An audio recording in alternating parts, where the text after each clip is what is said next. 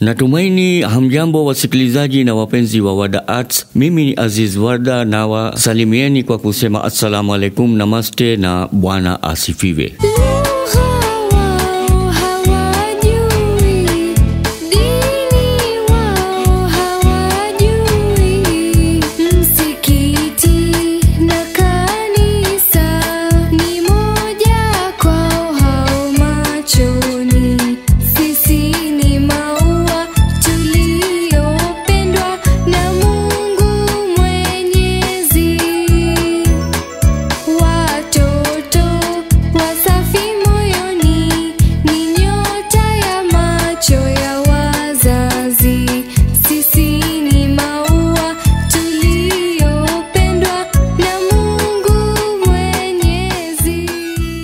Wakuu wa madhehebu mbalimbali walikuwa naongea kuhusu jinsi dunia ilivyochafuka. Kila upande kuna wizi wa hali ya juu. Imani kwa hakika imetoweka duniani. Kwa mfano, shehe, padre na pandit ambaye ni mkuu wa dhehebu ya Kihindu walikuwa wanaongea kwamba dunia ya leo watu wote wana roho mbaya, hawaogopi Mungu, mioyo yao imepata kutu, kila mtu anamuombea mwenzake mabaya. Padre kasema mawakili mahakamani wanaomba upate shida ili wanufaike na kesi yako. Waganga hospitalini wanaomba upate ugonjwa ili wanufaike na ugonjwa wako. Wauza sanda wanaomba ufe ili wanufaike kuuza sanda na majeneza kwako. Pandit akaongeza, sio hiyo tu, polisi wanaomba unaswe kwa kufanya dhambi. Wauza magari wanaomba gari yako ipate ajali ili ununue gari nyingine. Wenye nyumba wanaomba usifanyikiwe kujenga nyumba yako binafsi ili uendelee kupanga. Makenika wanaomba gari yako iharibike na kinyozi anaomba usipate kipara.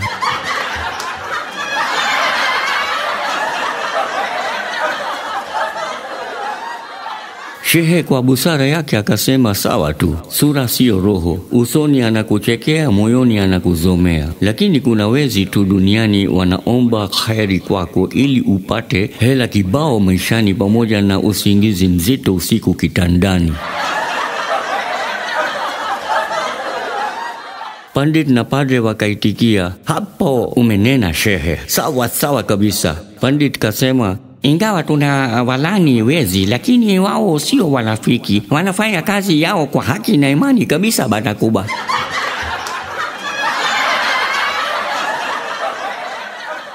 Pandit kauliza, na sisi je, hatuna dhambi? Hebu tutubue siri zetu, jinsi tunayotumia hela za michango ya sadaka zinazokusanywa sehemu za ibada zetu. Lakini hayo yatakuwa baina yetu tu bana. Padre kaanza kwa wimbo. Yaonekana rangi ya dunia ya ajabu, ndugu moja hugongana na ndugu wa kidamu. Toto anamtupa mama na kumsahau, kawa shetani asiye huruma binadamu. Kila mmoja wetu kamfanya binadamu, sisi tumefanya kuwa Mkristo na Muislamu. Ardhi moja yeye aliyetuumbia, nasi tumefanya Amerika na Afrika. Wenye giza la mali umepoteza imani, ujitahidi kushika amani. Padre kasema, sawa shehe, naanza kwa undani. Mimi jamani, kwanza kabisa nachora mstari mrefu ulionyoka na mstari ya pili uliokatiza kama msalaba, cross. Na baadaye kwa jina la Roho Mtakatifu na kusanya hela zote za sadaka mikononi mwangu na baadaye narusha juu kabisa. Naam, hela zinazoangukia upande wa kulia wa mstari natumia kwa jina la Bwana, Mwana na Roho Mtakatifu kama sadaka kwa ajili ya waaminio, na hela zinazoangukia mstari wa kushoto, unajua ya hali ngumu siku hizi sio mchezo, basi natumia binafsi kwa ajili yangu.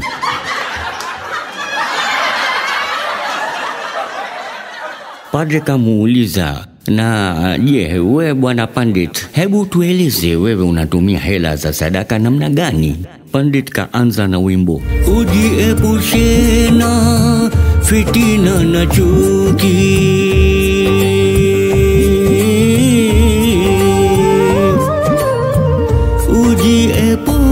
shena fitina na chuki, kujitamba dunia iko mkononi. Pumzi yako wala si yako, pumzi yako wala si yako, basi kitu chako ni kipi? Kwenye raha wote, kwenye shida pekee. E Mola, ewe Mola wangu, wewe tu ni mtukufu, hakuna mwingine. Na hapo ndio akaendelea kusimulia kwamba mimi kwa hakika, unajua, kwanza kabisa nachora duara na baadaye nakusanya hela zote za sadaka mikononi mwangu, na baadaye kwa jina la Mwenyezi Mungu kwa kutoa sauti kubwa narusha hela juu kabisa. Alafu unajua hela zinazoangukia barakuba ndani ya mchoro ya duara natumia kwa ajili ya waaminio kwa jina la Mwenyezi Mungu, na hela zinazoangukia nje ya duara, wenyewe unafahamu siku hizi shida tele kabisa, maisha magumu bana. Na jambo hili Mwenyezi Mungu pia anafahamu, na Mwenyezi Mungu mwenyewe ni mrehemu, basi nazitumia kwa ajili yangu kwa hakika bila kupoteza imani. Lakini basi wasikilizaji wapenzi, padre na pandit wakamuuliza shehe, naam shehe, je, wewe unafanyaje? Shehe kasimama kwa kununa vibaya mno. Wakamuuliza, vipi shehe, mbona umenuna? Usisite, mambo hayo ni siri baina yetu tu. Yala ya habibi al-shababi, we hapana panya majejo bana, kuba mambo sawa bana. Sawa sawa. Shehe kakoroga Kiarabu, hii minul hadha wa hadha minul hii, thumma shiba wa khala al-tinuka wa minal dilal. Astaghfirullah. Mtapata zambi nye, mnakula hela za sadaka. La hawla wala quwwata illa billahi al-aliyyil azim. Mimi wallahi sifanyi namna hii, mimi namtegemea Mola wangu tu kwenye shida zangu. Na shehe kaimba kamba Josefuru kutoka girdani, Yona ulimwokoa toka tumbo la samaki, na ulimfanyia Musa njia hata baharini. Umesifika wewe Rafa ulimwenguni, umetengeneza mambo yaliyoteketea. Ewe Mola mwenye rehema, tunakutegemea, wewe ni mwenye huruma, unayetusaidia.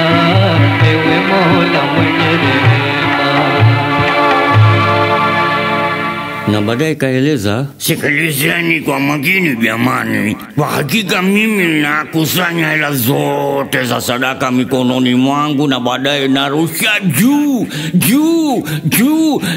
kabisa, na baadaye namwambia Mwenyezi Mungu kwamba Mwenyezi Mungu, unazotaka weka.